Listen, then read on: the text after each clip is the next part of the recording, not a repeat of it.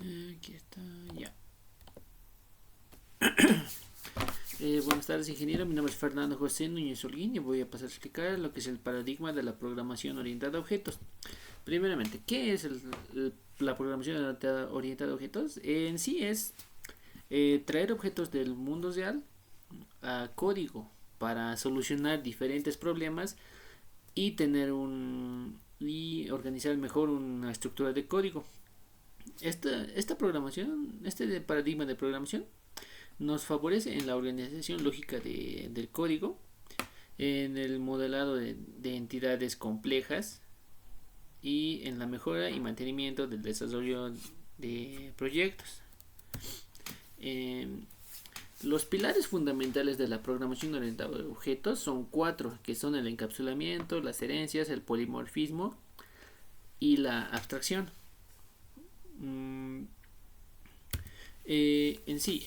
Primero comenzamos por el encapsulamiento.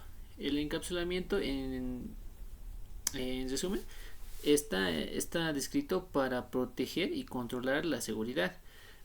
Protege la integridad de los datos definiendo los atributos de diferentes clases y los atributos y métodos de las clases de diferentes maneras. Podrían ser privados, pueden ser públicos e incluso protect.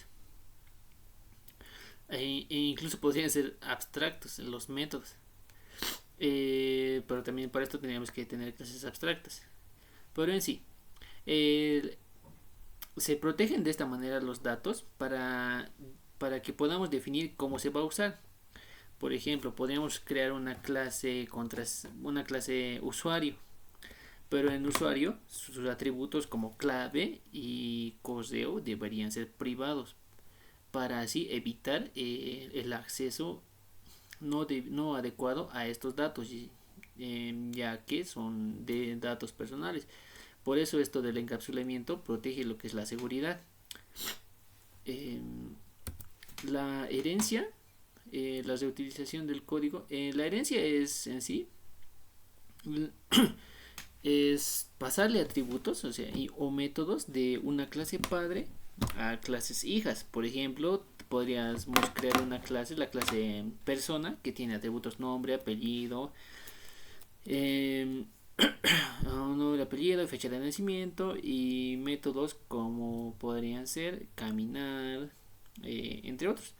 Estos atributos y métodos pueden ser heredados a clases hijos, que podemos definirlos como una clase hijo podría ser usuario o empleado, y otra clase hijo puede ser cliente. En la clase hijo empleado podríamos heredarle los atributos nombre, apellido y fecha de nacimiento e implementarle atributos como la clave, el correo y si está activo o inactivo, y utilizarlos de otra manera para realizar diferentes operaciones. En la otra clase hija que podríamos crear, que sería cliente, podríamos definirlo, podríamos heredar los atributos nombre, apellido y fecha de nacimiento y implementarle algunos datos específicos que son de clientes, por ejemplo el NID, el carnet de identidad y detalles como el monto que está realizando. Aquí también tenemos un ejemplo que son la clase padre, que va a ser la clase vehículo, que define características como el color, velocidad máxima y método de arranque. Se hereda la clase a la clase coche, que obtiene los datos que son el color, la velocidad de arranque y se implementan atributos extra, ya que esta es una clase heredada que necesita también otros atributos.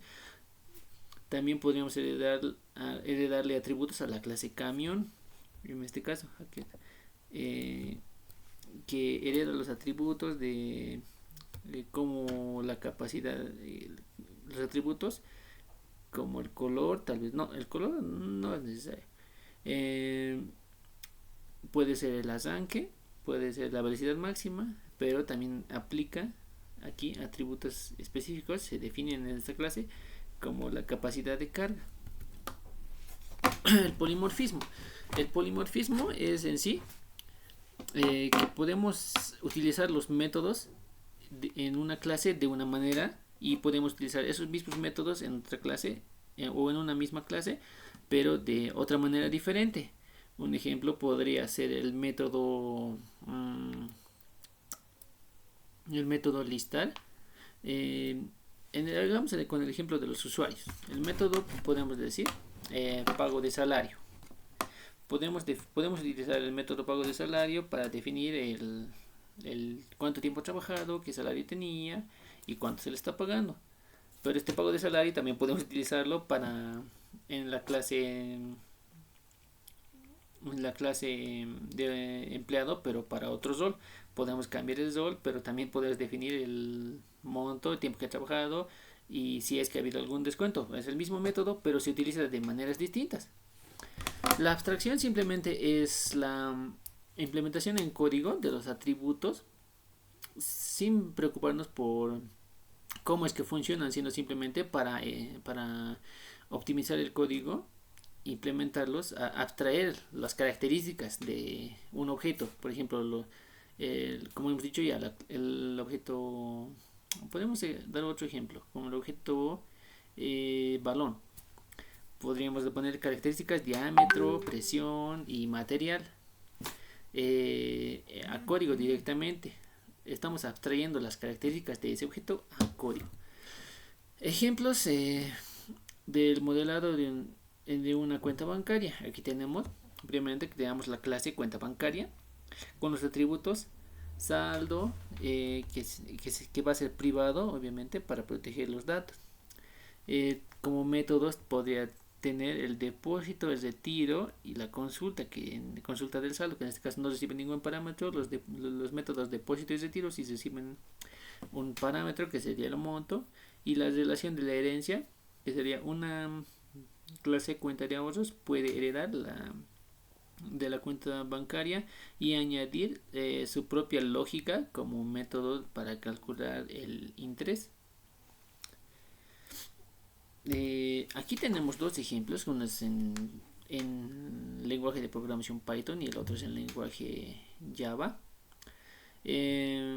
demostrando cómo es que se crea una clase, la cuenta bancaria, y qué métodos tiene. Aquí tenemos primeramente la clase en lenguaje Java, que es la cuenta bancaria. Estamos definiendo la clase, le damos como atributos. Aquí está actuando el encapsulamiento, que va a ser privado, el tipo de dato, que va a ser string, y el nombre de la variable, que va a ser el titular. Aquí tenemos otro encapsulamiento que va a ser privado, el tipo de dato va a ser double y el atributo va a ser el saldo. Aquí estamos definiendo el constructor aquí de esto, de la cuenta bancaria, el método cuenta bancaria. Estamos instanciando los parámetros que ya hemos definido anteriormente.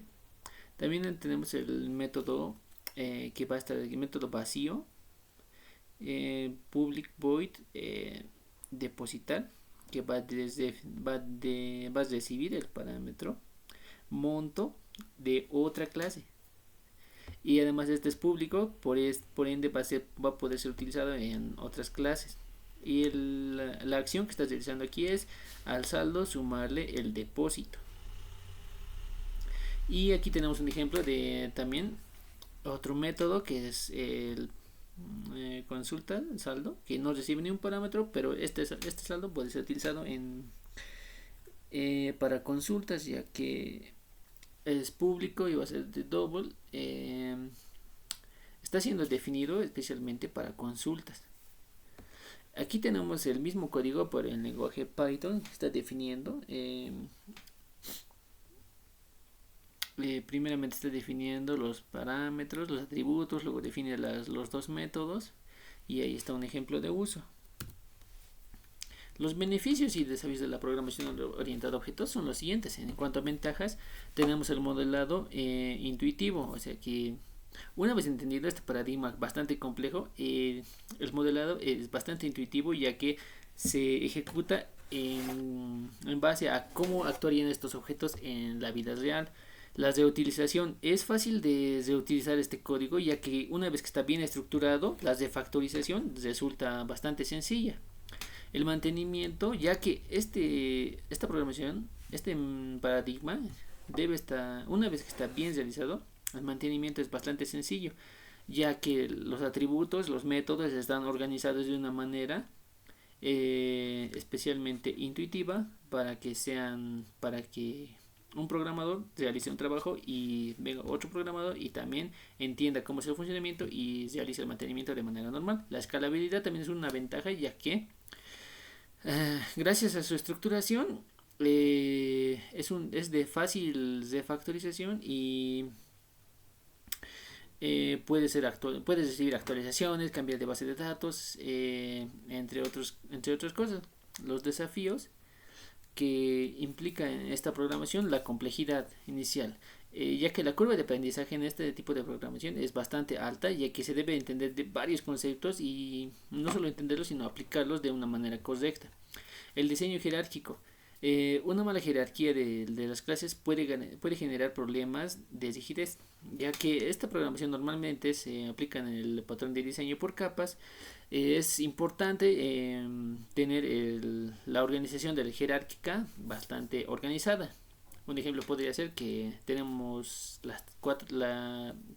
la programación por capas, que serían la capa de presentación, la capa de negocio y la capa de datos.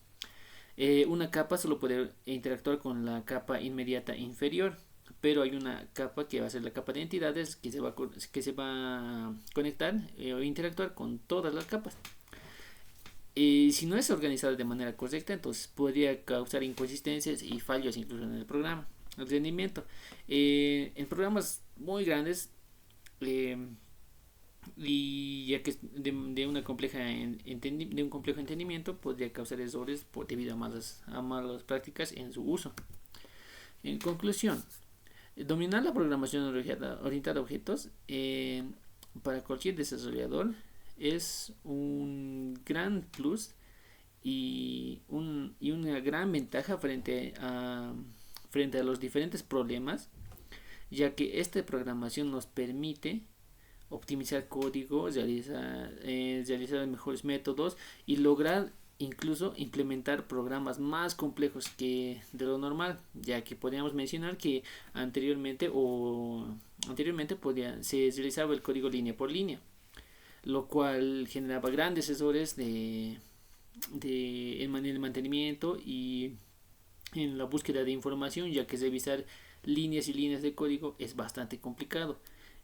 Además, la modularización intentó resolver este problema, pero tampoco podía resolver este problema para programas muy amplios y robustos. Por eso la mejor opción en cuanto a problemas complejos es la programación orientada a objetos, ya que esta misma nos brinda las herramientas y las estructuras necesarias para lograr software de calidad y bastante robusto. Bueno, eso sería todo. Muchas gracias.